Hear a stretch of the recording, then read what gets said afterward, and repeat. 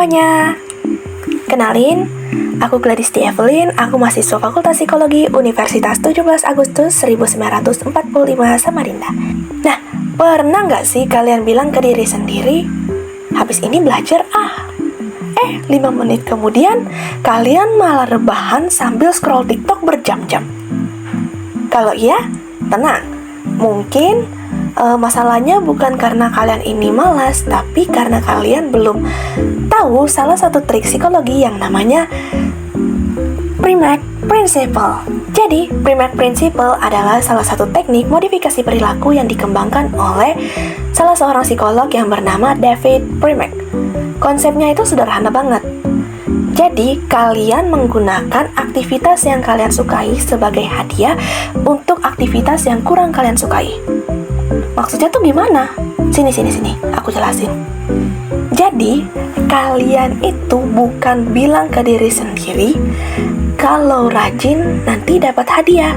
Tapi lebih ke, kalau tugas aku udah selesai, aku baru boleh melakukan hal yang paling aku sukai. Jadi, aktivitas yang menyenangkan dijadikan penguat supaya kita lebih termotivasi melakukan aktivitas yang membosankan. Nih, aku kasih contoh pertamanya. Misalnya, kalau kalian seorang mahasiswa, kalian lebih suka bermain game dibandingkan mengerjakan tugas laporan. Kalian bisa buat aturan sederhana, jangan langsung main game dulu. Jadi, kalian bisa buat aturan, aku baru boleh main game selama 1 match setelah mengerjakan 1 halaman laporan. Nah, lama-kelamaan otak kalian bakal menyambungkan mengerjakan laporan dengan kesempatan bermain game. Nih, contoh kedua buat kalian yang pengen hidup sehat.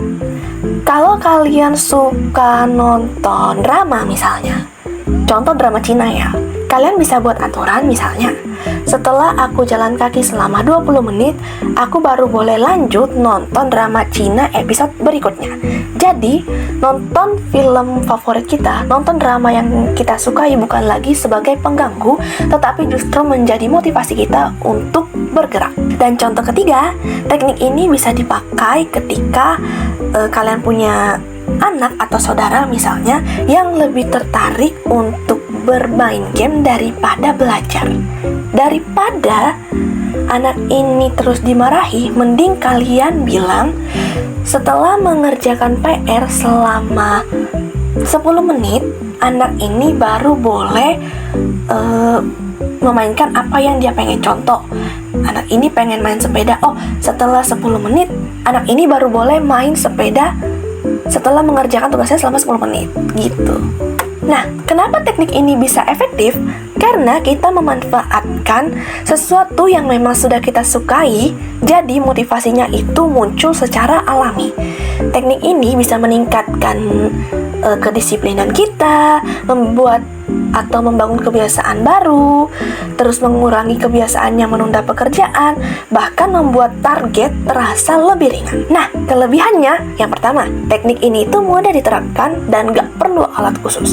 Kedua, teknik ini bisa dipakai dari usia bawah sampai usia dewasa. Jadi anak-anak dan orang dewasa, semua kalangan usia bisa pakai. Dan yang ketiga, lebih positif daripada memberikan hukuman karena fokusnya itu pada memberikan kesempatan melakukan aktivitas yang kita sukai. Tapi ada keterbatasannya juga. Nih, kalau kita curang sama diri kita sendiri, misalnya kita tetap bermain game sebelum tugas kita selesai, otomatis teknik ini itu nggak bakal berhasil. Selain itu, hadiah yang harus kita pilih itu benar-benar sesuai dengan apa yang kita suka. Jadi kalau hadiahnya itu nggak menarik, ya motivasinya juga bakal kecil dan kita nggak bakal tertarik untuk melakukan aktivitas yang kita tidak sukai itu. Jadi mulai sekarang jangan langsung melarang diri melakukan hal-hal yang kalian suka, justru kalian manfaatkan hal itu sebagai hadiah. Kalian bisa pakai rumus ini. Kerjakan sesuatu yang lebih penting terlebih dahulu, baru kalian bisa nikmati hal yang menyenangkan. Itulah Premack Principle. Kadang yang kita butuhkan untuk berubah itu bukan motivasi yang besar, tapi strategi yang tepat. Kalau menurut kalian teknik ini menarik, coba kalian praktikkan hari ini juga.